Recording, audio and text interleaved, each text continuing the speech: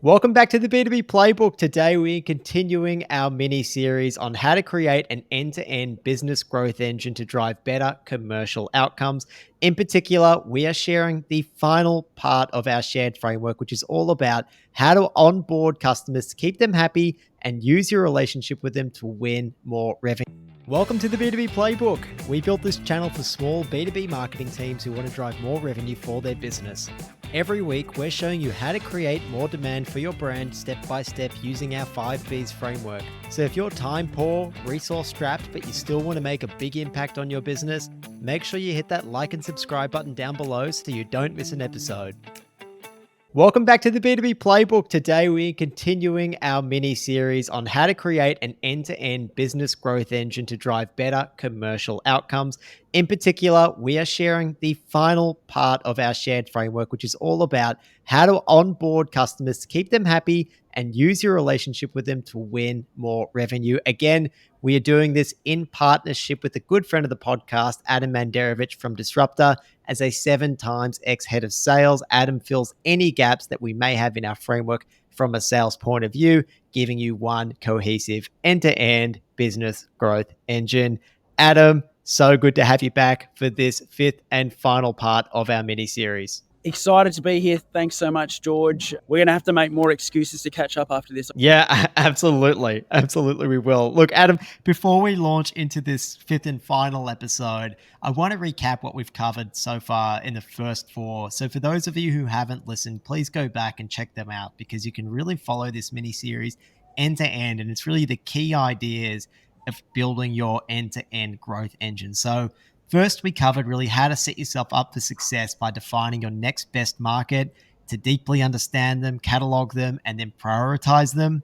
We then showed you how you can map the buying journey, create content that makes your dream customer prioritize the problem that you solve, and lead them to the logical conclusion that you're the perfect person to do it. We also showed you how to overcome any objections and make a strong business case with permission-based creative. We worked through how to get this information into the hands of your dream customers. And then last time we caught up, we looked at how to maximize our chances of winning deals. And we took some great learnings away from how things are done in the mega deal end of things. Today, Adam, we want to look at, now that we've won these deals, how do we onboard these customers to keep them happy and also use our relationship with them to drive more revenue? Adam, at this stage, we've won the deal. Why is proper onboarding so important? Just before we get there, George, there's one slight little caveat segue that we should mention. Now, the reason why it's vitally important to do the live quoting day is so that you can segment into the room 2 components of what's going to come up here. One, you can segment into George because we've really shown you what the value is here and why it will be good for us to work together. Here's what it's going to look like to work with us, and you can edge towards the communication plan. So how often you're going to see them, who the backup contacts are, what other things they'd like to have along with what that looks like in terms of the commitment, because you want to make sure that you're aligned before you get towards the onboarding stage so you don't come unstuck. Because I can't tell you how many companies that I see where that does happen, and then they realize, one, either yourselves as the provider can't service the company that's actually asking in terms of their requirements, but they might say we need 1 person on site every single day for a month, which for most annual contract values, that'd be outrageous. The second component of why you would need to do, so that's one, the second component of why you would need to ensure doing the live quoting day is so you can also introduce the account management team then and there. So that's really important to make sure that your onboarding becomes really slick, to make sure that you're mutually aligned and you can get the best out of it. So what we see is companies time and time again falling over at the onboarding stage, or what even Chris Walker says is the 6-week churn, because they're no longer doing this step. So I hope that just makes sense as the slight segue. Yeah. So if you don't do those things, that's part of the reason why we see a lot of customers churn between the 6 and the 8-week mark. George. So the live quoting day or doing this process really serves 2 purposes then, is that right? So the first is, one, we want to make sure that we have all the details from their end to show with the level of service that they require, can we do that? And for the price that we're charging and the resources it's going to take us to fulfill those requests, is it even a client worth doing business with? Does it even make financial sense? Because if not, then either that gets approved and it falls over 6 weeks later because there's a total misalignment, or it falls over because the CFO looks at it and goes, this deal just isn't going to work for us. Is that correct in the first instance, Adem? Yeah, 100%. Very well spoken there, because that also ties into the fact of why you and I talk about calculating annual contract value, and your post last night on LinkedIn said similar things to this. That's why it's so important, because if you don't do that, you also won't know if that's actually commercially viable for you to move forward. Okay, so it's all about commercial viability then, and that's why it's so important to do this. So the live quoting days, Adem, can you, for those who haven't heard our last episode, can you please tell people what those live quoting days are? It's something that's done probably more with higher average contract values. So maybe tell us a little about what those live quoting days are, just at a high level in those mega deal scenarios, and then tell us what's probably the equivalent for people with a smaller contract value, which might be some of the listeners of this podcast or those who are watching. Yeah, good point that you've raised there, because you could do it at the lower end. And what that would look like, whether it's the high end or the low end, would be a live demo day or a presentation or quoting within the system to show self-service portions within the system that you'd like to see those features to make sure that you can sell the people in the room. Now, in that room, you would have invited the key decision makers and the buying committee, possibly their strategy council and who they report to make sure that you've got that sign off in the room. You would also make sure that the end users of the product or service delivery are going to be present in the room to make sure that any live objections from those three groups are going to be covered off then and there. That also gives you the ability, while you're doing that presentation, to do things like, do you have any other questions? Is there anything else you'd like to see from us today to make sure that we're the right fit for you? Having that gone, you would say things like, now you can see what it might look like to work with us, then you can ease into the communication plan that we talked about earlier. You can do another thing if that goes well and that aligns. You'd have the three people behind me. This is your key account management team for when we're going to ease you into the onboarding. Now, that's a lot smoother process than what we see today. Granted, that's probably more cost effective at the high end, but you could do it small scale within the tech SaaS bubble, given how important that contract might be to you and versus eligible usage of seats and users, etc., if that makes sense. Yeah, it does. So we're going to check that it's commercially viable, but then also we're here to show that person who's really on the brink of becoming a customer that, hey, like, we're right across these details. This is exactly what delivery is going to look like if you sign as soon as you can. And so there's no questions asked. There's no fear on their end that maybe these people are all talk, how they're actually going to follow up and deliver on everything that they're promising. Yeah, one more thing that we should have mentioned there, George, which I hope from memory we did put in the last episode, I'm sure we would have, is the other component of why you would do all of that live is so that you can send them the commercial deal pack from the room. So from here, George, if this looks like this is something you guys want to proceed with, we need, so if it's company, you might need company credit, 2 years operating. We need this Vita score, this Verifax score. We need to know your operating costs. We need to know any other assets and liabilities, etc., right? To make sure that then and there, you're not going to run into hurdles pushing this up to get processed later, causing you to increase your internal billables. The second component of that might be to have the discussion around, are there going to be, the second component in the pack would be around your favorite topic, around legal clauses. So is there anything sticky here that we really need to know about, or some stuff that you won't budge on? As you would know, is probably not worth George's time to be charging himself out of $800 an hour to fix those clauses.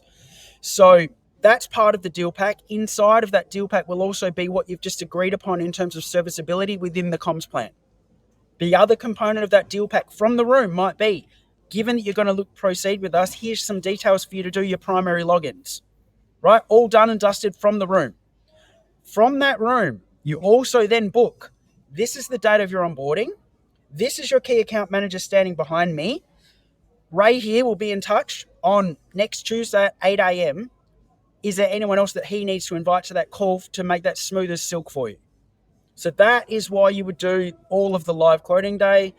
In the United States, a lot of people call that a demo day. But what we're seeing or not seeing is people aren't doing this anymore. And then they're wondering why it falls over when we get to this onboarding stage, when they've already got the buying signal, they want to proceed. Fantastic. I've seen you say, even to the detail of, how often you're going to be delivering the client's favorite donuts into what offices. It's got to be there. And who pays for the parking, George? Is there parking? Yep. Are you going to drive out to George down there at Bondi and realize there is no parking, but you've got an appointment at 3:00? These are the things that need to be within the plan to make sure you don't become unstuck and you don't become a painful provider to that client. And it eliminates that constant back and forth, right? Trying to set up new meetings to discuss this and discuss that. And chances are, listeners, viewers, if you trace through your emails, you should have had this information together at some point. It's just about getting it all in one spot and making it easy and actionable to go through, check the boxes, tick it off, templatize it as much as you can, and then have that ready to go to send over to the client. Correct. So it's come a long way, George, since we would have had this in basically manila folders on our desks in the early 2000s, and these were called deal packs. So fun fact. There you go. The modern day deal pack, a lot more environmentally friendly. Yeah.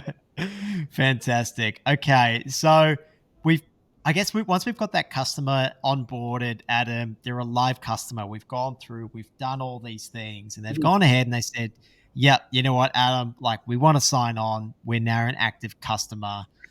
How can we now start to leverage our relationship with that customer to spot new opportunities? Because it shouldn't just die right there, right? That's our job's not done. Yeah. So that's awesome, George, because you are so right that so many companies won't do this anymore. Now, one, it could be that during that period of 2008, 2014, where business development stopped handing over to customer success in terms of their skill set, where customer success people became very junior and they stopped asking these questions when they became an account manager because those people were younger, dare I say, entry level. Whereas what they should have been doing is saying things like, because we've exceeded your expectation by servicing this contract, are there any other clients just like yourself that would also benefit from what you've benefited from with us? Because that's not a threat to them in any way, because it's not a competitor of them in any way. It's just a similar thing that could also help yourself to get more clients. If they do say yes to something like that, this is really important, you would ask something like, is it okay if you send me that in an email, and could you actually forward that to me or to them so they're all tagged in the same email thread? Because if you don't do that, it's only third-party hearsay and it's never going to happen. So yeah, just a little segue there. No, I love that. Okay, so once we've won that client, we're looking for new opportunities to, I suppose, land and expand is one way. Referrals is another way. Within an existing client, I mean, if you're working with one branch or a satellite office or a chain, there's probably a whole lot more that you can look to expand out to as well. So that question of, are there any additional sites? Are there any additional branches of your company that could also use this? Can you introduce us to them? Because we've done such a great job with you. Yeah, 100%. And that will happen because a lot of the time, as we know with how companies are set up, you won't actually see some of their operating arms. They're not generally as easy to find as what you might think. And you'd be surprised if you just ask that question, how many times you'll land another client on paper when it's just another operating arm. So yeah, very important. If you don't ask, you don't get, right, Adem? And same goes for referrals. And that's why I loved your tip around actually getting that client to CC in the person that you could potentially be referred to. It becomes so much more powerful, right? Everything we've done up to this point is all about building trust with people who don't really know you, getting them to know and trust you, getting them to prioritize a problem. But if you have someone that you've already worked with, that they know someone who just like them has the same problem, that trust is established between them and the person they're going to refer you to. That trust is there. It's almost like a shortcut then when they say, hey, look, we've worked with Adem. He's fantastic. We had the same problem you did. Now we're here because we worked with him. I'm introducing you guys because he's going to show you how you can have the same thing happen. And it's really a shortcut, right? Yeah. So until the day that comes where we have a near-bound entry point, that's how you'll need to ask it. But yeah, it's really important, and you'd be surprised. For some reason, that's been washed out of junior account managers' vocabulary in terms of questions that they ask. But when I came up and, as people know, moved from customer success into business development and then learnt marketing, if we didn't increase contract penetration, land and expand, we had no chance of getting promoted to business development. There you go. And that's why I say we're to go backwards to go forward. So much of this stuff already existed before. We're really just trying to bring it back. And hopefully this mini series has really opened your eyes, listeners and viewers. It's been a lot of fun for Adem and I to put together. And really, that's it, Adem, isn't it, for our end-to-end business growth engine? Of course, there is so much more devil in the details. But really, Adem and I have covered everything that you need to win more customers in a commercially viable way. We've given you the frameworks and the principles. In terms of next steps for you listeners or viewers, go and check out the whole mini series on the b2bplaybook.com/down dash under dash demand. If you're interested in seeing how Adem and I can help you implement this process in your business or train up your team to do it, again, please head to the b2bincubator.com/down dash under dash demand. There'll be a link in the show notes and YouTube comment section, of course. It's really a fantastic process to build those win-win relationships between yourself and your customers to grow in a commercially viable way. We're bringing back common sense. Adem, would you like to add anything before we wrap things up here? Hey, look, we can't take all the credit, but we'll probably just solve the sales, marketing, and customer success misalignment. That's it. That's it. We've pieced it all together. We've done it from the marketing side. You've done it from the sales side. And it's been an absolute pleasure, Adem. Thank you so much for joining us. It's so much fun joining our frameworks together. And I think they're going to be even more powerful together. I totally agree. Thank you so much for putting this all together, George, and for the listeners. Fantastic. Thank you. Okay, listeners, again, make sure that you reach out to Adem or I on LinkedIn. If you have more questions about this joint framework, you can always check out this mini series on the b2bplaybook.com. A huge thank you again to Adem. As always, you can find links to everything we discussed in the show notes. We're so grateful that each week more and more marketers tune in every Monday.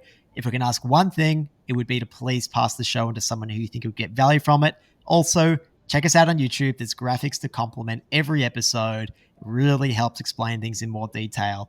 It's a huge help to us if you pass this on to someone who would find it helpful, and we'd really, really appreciate it. Thank you, listeners. Thank you, viewers. Thank you so much, Adem. Take care and catch you next week.